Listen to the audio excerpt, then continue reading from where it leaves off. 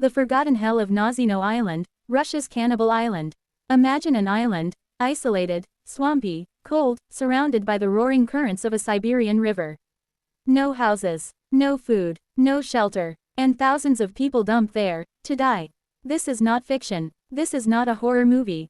This is Nazino Island, Russia, 1933. A place that history tried to forget.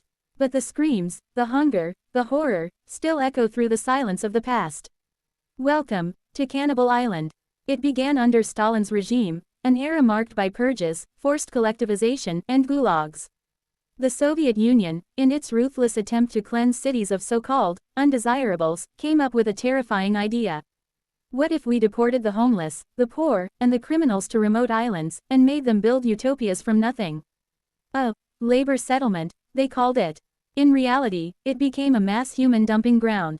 On May 1933, nearly 6,000 people, many of them innocent, were loaded onto cramped barges. No tools, no food, no supplies. They were promised work. They were promised a second chance. What they got instead was a slow and brutal death. When they arrived on Nazino Island, a small patch of land in the Ob River, the nightmare truly began. There were no buildings, no clean water, and no roads. Just mud, mosquitoes, and bitter cold. The guards, untrained and cruel, began enforcing order with bullets.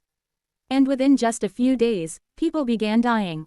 But the real horror, the one that turned this island into a cursed memory: cannibalism. With no food provided, prisoners began to kill each other for flesh. Some cut meat from the living. Others waited for the weak to collapse, and then devoured them. Eyewitnesses, those few who survived, told of women being chained to trees, mutilated alive.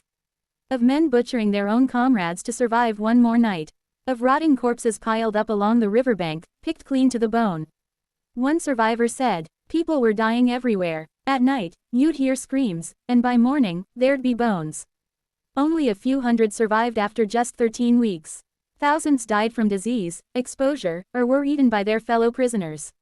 When investigators finally arrived, what they found was beyond comprehension.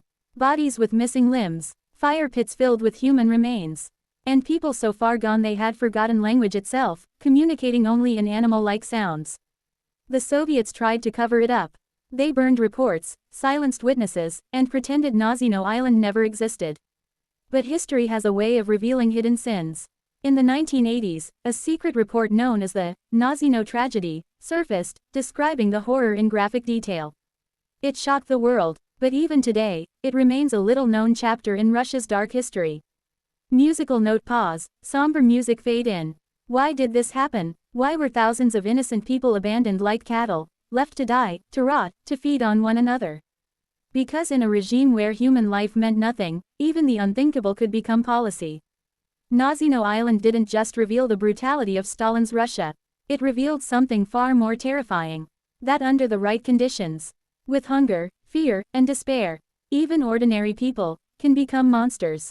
So next time you walk by a river, peaceful and still, remember the river that once carried thousands to their doom. Remember Nazino Island, the island of cannibals, where humanity was lost, and the silence still screams. Clapperboard, end speech.